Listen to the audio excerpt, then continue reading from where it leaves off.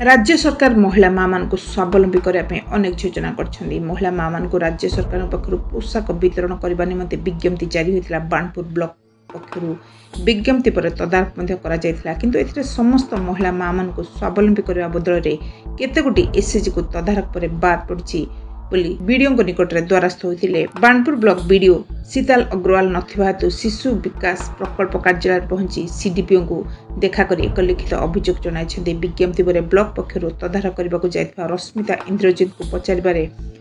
Madam मन ना शिशु प्रकल्प अधिकारी कहते यार एक कमिटी अच्छी कमिटी द्वारा होती सफेई देते से भाव में अगस्ट 15 पे आसता त्रिरंगा पताकार चंचकता होती सामना को निराकारपुर बालंग मोबाइल टीवी।